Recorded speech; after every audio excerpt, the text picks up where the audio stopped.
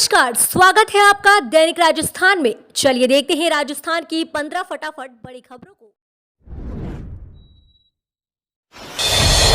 हाथ से हाथ जोड़ो अभियान पर किरोड़ी लाल मीणा का वार, ऊपर से ही टूटा है कांग्रेस का हाथ। सांसद किरोड़ी लाल मीणा ने कांग्रेस के हाथ से हाथ जोड़ो अभियान पर बड़ा सवाल खड़ा करते हुए हमला किया। किरोड़ी लाल मीणा ने कहा कि मैं इसका मतलब नहीं समझ पा रहा हूं।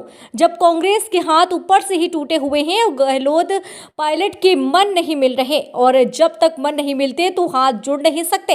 ये महज कांग्रेस का एक नाटक है जो जनता को बहकाने का काम कर रहे हैं, लेकिन जनता इनके नाटक को पूरी तरह समझ चुकी है। मुझे अफसोस इस बात का है कि कांग्रेस इस तरीके का नाटक कर रही है। कांग्रेस के हाथ वहां जुड़ते हैं जहां इनकम होती है, पैसा मिलता है। कांग्रेस हाथ से हाथ जोड़ो खुद को मजबूत करना चाहती है, लेकिन पहले उस जनता को मजबूत करो जो लूट रही है, त्रस्त है, परेशान है, कानून की स्थिति खराब है, पेपर लीक हो रहे हैं, जमकर भ्रष्टाचार हो रहा है, सब भ्रष्टाचार में लिप्त है, आकंठ भ्रष्टाचार है।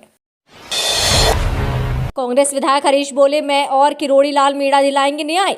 राजस्थान में पेपर लीक पर घमासान जारी है। आगरा रोड पर घाट की गुनी के पास चंद्रमहल गार्डन के बाहर धरने पर कांग्रेसी विधायक हरीश मीणा पहुंचे।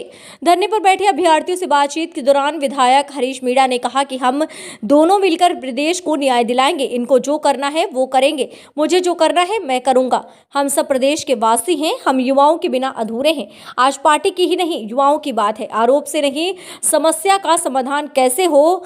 हिंदुस्तान पाकिस्तान की लड़ाई होती है, हजारों लोग मारे जाते हैं, फिर बातचीत से समाधान करते हैं। हमारा युवा सड़कों पर बैठा है। मंत्री मेघवाल ने निकाली हाथ से हाथ जोड़ो यात्रा, बीजेपी को बताया झूठे वादों की सरकार। खाजूवाला विधानसभा में आपदा प्रबंधन मंत्री गोविंद राम मेघवाल के नेतृत्व में 15 किलोमीटर हाथ से हाथ जोड़ो यात्रा निकाली गई, जो खाजूवाला से रवाना होकर 8 के वाईडी पहुंच जनसभा में तब्दील हो गई। मंत्री ने जनसभा को संबोधित भी करते हुए प्रदेश सरकार की उपलब्धियों के बारे में जानकारी दी।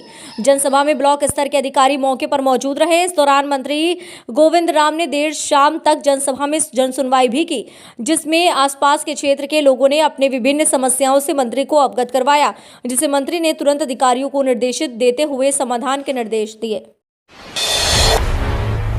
आरपीएससी की परीक्षा देने लेट पहुंचे परीक्षार्थी, प्रवेश न मिलने पर छलके आंसू। आरपीएससी की परीक्षा को लेकर परीक्षा सेंटर पर देरी होने के कारण परीक्षार्थी को अंदर प्रवेश नहीं दिया गया, जिसको लेकर परीक्षार्थी की आंखों में आंसू छलकने लगे। प्रवेश न मिलने के कारण जिला सहित दूर दराज से आए परीक्षार्थी फूट फूट कर रोने लगे। वहीं परीक्षार्थियों ने परीक्षा सेंटर पर फिक्स समय पर पहुंचने की बात कही, तो वहीं परीक्षार्थियों ने परीक्षा सेंटर पर प्रवेश न मिलने पर परीक्षा सेंटर पर मौजूद अधिकारियों पर आरोप लगाया है कि समय से पहले हम परीक्षा सेंटर पर पहुंच गए थे और लाइन में लगे हुए थे। समय होने पर परीक्षा सेंटर का मुख्य गेट बंद कर दिया गया। राजस्थान में बीजेपी का मास्टर प्लान, कांग्रेस ही नहीं बीजेपी का भी गुर्जरों पर फोकस। भीलवाड़ा के मालासेरी डुंगरी में सभा कर प्रधानमंत्री नरेंद्र मोदी ने राजस्थान में पिछले 4 महीने में अपना तीसरा दौरा किया है। गुर्जर समाज में बीजेपी को स्थापित करने और अपनी पकड़ मजबूत बनाने के लिए कार्यक्रम का फोकस पूरी तरह बीजेपी और प्रधानमंत्री नरेंद्र मोदी पर ही रखा गया है। पेपर लीक मामले में किरोड़ी लाल को मिला वसुंधरा राजे का साथ। राजस्थान में पेपर लीक मामले के सीबीआई जांच की मांग के लिए धरने पर बैठे बीजेपी सांसद किरोड़ी लाल को वसुंधरा राजे का समर्थन मिला है। वसुंधरा राजे ने ट्वीट कर कहा कि सरकार युवाओं के सपने कुचल रही है। सरकार भूल रही है कि युवाओं का ये जन आक्रोश इस सरकार के डूबते जहाज में अंतिम कील साबित होगा। सरकार को ये भी याद रहे कि युवाओं को अपना हक दिलाने के लिए संघर्ष कर रहे सांसद किरोड़ी लाल अकेले नहीं हैं। हम सब उनके साथ हैं। रीट, आरएसएस और एक कांस्टेबल सहित 16 भर्ती परीक्षाओं के पेपर लीक मामले की सीबीआई से जांच की मांग को लेकर भाजपा के वरिष्ठ नेता और सांसद किरोड़ी लाल जी पिछले 6 दिन से धरने पर हैं। लेकिन आश्चर्य है कि राजस्थान की कांग्रेस सरकार को प्रदेश के युवाओं के सपनों की जरा भी परवाह नहीं है। राजस्थान कांग्रेस 77 ब्लॉक कांग्रेस अध्यक्षों की घोषणा की। राजस्थान में कांग्रेस में संगठनात्मक नियुक्तियों का दौर जारी है। प्रदेश कांग्रेस कमेटी चीफ गोविंद सिंह डोटासरा ने 77 ब्लॉक कांग्रेस अध्यक्षों की घोषणा की है। राजस्थान प्रदेश कांग्रेस कमेटी के 77 ब्लॉक कांग्रेस कमेटी के अध्यक्षों की नियुक्ति की गई है। गोविंद सिंह डोटासरा ने सभी नवनियुक्त पदाधिकारियों को हार्दिक बधाई और शुभकामनाएं देते हुए कहा कि मुझे पूरा विश्वास है कि आप सभी इस जिम्मेदारी का पूरी लगन और मेहनत से निर्वहन कर संगठन संगठन को और अधिक मजबूत करेंगे। पार्टी 400 ब्लॉक अध्यक्षों में से 235 ब्लॉक अध्यक्षों की घोषणा कर चुकी है। बता दें कि सचिन पायलट की बगावत के बाद जिला एवं ब्लॉक इकाइयां भंग कर दी गई थी। राजस्थान में बदला मौसम, कई क्षेत्रों में बूंदाबांदी से बढ़ी ठिठुरन। राजस्थान में पश्चिमी विक्षोभ के सक्रिय होने के कारण पिछले 24 घंटे में विभिन्न स्थानों पर 10 से 30 किलोमीटर वर्षा हुई है। मौसम विभाग के एक अधिकारी ने यह जानकारी दी। जयपुर मौसम केंद्र के प्रभारी राधेश्याम शर्मा ने बताया, कल राज्य के अधिकांश भागों में पश्चिमी विक्षोभ सक्रिय हो चुका है। बारिश का यह दौर आगामी 24 घंटे तक जारी रहेगा। आज 30 जनवरी को केवल उत्तर पूर्वी भाग में ही बारिश होने तथा शेष सभी भागों में मौसम शुष्क रहने की संभावना है। सीबीएसई 10वीं 12वीं परीक्षा के एडमिट कार्ड की तय हो गई डेट। केंद्रीय माध्यमिक शिक्षा बोर्ड की 10वीं और 12वीं की परीक्षाएं 15 फरवरी से होंगी शुरू।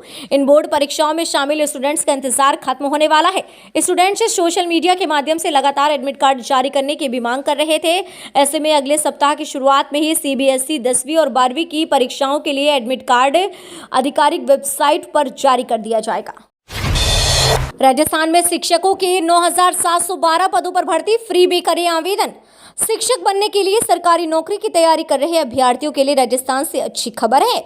यहां पर राजस्थान माध्यमिक शिक्षा निदेशक कार्यालय ने सहायक अध्यापक के 9,712 पदों पर भर्ती निकाली है, जिसमें 9,108 पद नॉन टीएसपी क्षेत्र के लिए जवाबी 604 पद टीएसपी क्षेत्र के लिए निर्धारित किए गए हैं।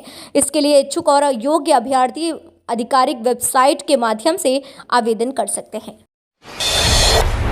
यूपी, बिहार, दिल्ली, एमपी, राजस्थान समेत 22 राज्यों में 10वीं पास के लिए 40,889 नौकरियां। 10वीं पास हैं और आप सरकारी नौकरी चाहते हैं तो ये खबर आपको खुश कर सकती है। आपको बता दें कि भारतीय डाक ने 40,000 से अधिक ग्रामीण डाक सेवक की भर्ती निकाली है। इस भर्ती के लिए ऑनलाइन आवेदन डाक विभाग की भर्ती वेबसाइट पर जाकर करना है। आवेदन की अंतिम तिथि 16 फरवरी है। आवेदन प्रक्रिया 27 जनवरी को शुरू हुई। भर्ती विज्ञापन के अनुसार भारतीय डाक में ग्रामीण डाक सेवक की 4,889 वैकेंसी है। होम लोन ग्राहकों और इलेक्ट्रिकल व्हीकल खरीदने वालों के लिए अच्छी खबर, बजट में हो सकते हैं ये ऐलान। 1 फरवरी 2023 को केंद्रीय वित्त मंत्री निर्मला सीतारमण बजट पेश करेंगी। ये बजट शहर के इंफ्रास्ट्रक्चर प्रोजेक्ट के लिए बूस्टर साबित होगा या नहीं, ये तो तभी पता चलेगा, पर उम्मीद जताई जा रही है कि खबर अच्छी होगी। एक्सपर्ट्स का कहना है कि बजट में कुछ ऐसे प्रावधानों और विकल्पों की जरूरत है जिससे आम आदमी को फायदा हो, जैसे पर्यावरण को बेहतर बनाने के लिए ई-व्हीकल्स पर फोकस हो। इसके लिए इनके दामों से कमी के साथ ही इन्हें बनाने और चार्जिंग पॉइंट्स के लिए सब्सिडी मिले। इससे प्रोडक्शन के साथ साथ बॉयर्स की संख्या भी बढ़ेगी। इसके अलावा योजना के तहत होम बॉयर्स को लोन लेने पर 1.5 लाख की जगह 3 लाख की छूट दी जानी चाहिए। रियल एस्टेट में भी ऐसे बिल्डर्स को टैक्स में छूट और सब्सिडी मिले जो कोरोना से उबर नहीं पाए। नजदीक आ रही आखिरी तारीख, जल्द करें ये काम वरना रद्दी हो जाएगा पैन कार्ड। पैन कार्ड को आधार से लिंक करने की अंतिम तारीख 31 मार्च 2023 अब करीब है। इसके बाद जिन लोगों के पैन कार्ड आधार से लिंक नहीं होंगे वो डीएक्टिवेट हो जाएंगे, यानी पैन कार्ड रद्दी हो जाएगा, इनका इस्तेमाल नहीं किया जा सकेगा। इसलिए अगर आपने अभी तक अपने पैन को आधार से लिंक नहीं कराया है तो तुरंत इस काम को पूरा कर लीजिए, क्योंकि बिना पैन के आप फाइनेंस से जुड़े कोई काम नहीं कर पाएंगे। इनकम टैक्स विभाग ने साफ तौर पर कह दिया है कि अगर किसी ने 31 मार्च 2023 तक अपने आधार कार्ड को पैन से लिंक नहीं कराया है तो उसका पैन इनऑपरेटिव हो जाएगा। बाइकॉट और नफरती भाषणों पर मायावती की प्रतिक्रिया, मुगल गार्डन का नाम बदलने पर किया ये सवाल। बीते कुछ दिनों से रामचरितमानस विवाद के साथ कई तरह की बयानबाजी चल रही है। इसके अलावा पठान फिल्म विवाद के बाद बाइकॉट की पता चली है। वहीं अब सरकार ने मशहूर मुगल गार्डन का भी नाम बदल दिया है। इन सभी मुद्दों पर बीएसपी प्रमुख मायावती की प्रतिक्रिया सामने आई है। मायावती ने नफरती भाषणों और बाइकॉट पर प्रतिक्रिया देते हुए कहा कि कुछ मुट्ठी भर लोगों को छोड़कर देश की समस्त जनता जबरदस्त महंगाई, गरीबी व बेरोजगारी आदि के तनावपूर्ण जीवन से त्रस्त है, जिनके निदान पर ध्यान केंद्रित करने के बजाय धर्मांतरण, नामांतरण, बाइकॉट व नफरती भाषणों आदि के जरिए लोगों का ध्यान बांटने का प्रयास घोर, अनुचित व अति दुखद है। शादीशुदा और अविवाहितों के लिए अलग अलग इनकम टैक्स स्लैब। वित्त मंत्री निर्मला सीतारमण अगले हफ्ते केंद्रीय बजट पेश करेंगी। आजादी के बाद से अलग अलग दलों के वित्त मंत्रियों ने बजट पेश किया है। इनमें से कईयों को लोगों ने सराहा तो तमामों को आलोचनाओं का सामना करना पड़ा। इन सालों में सरकारों ने इनकम टैक्स स्लैब में भी बदलाव किए। 1955-1956 के केंद्रीय बजट में तत्कालीन वित्त मंत्री सीडी देशमुख ने शादीशुदा और अविवाहितों के लिए अलग अलग इनकम टैक्स स्लैब पेश किया था। फैमिली अलाउंस की स्कीम शुरू करने के लिए ऐसा किया गया था। इसके अलावा ये पहला मौका था जब बजट स्कीम का हिंदी वर्जन भी लाया गया था। उसी के बाद से एनुअल फाइनेंशियल स्टेटमेंट का हिंदी वर्जन और एक्सप्लेनेटरी मेमोरेंडम सर्कुलेट किया जाता है।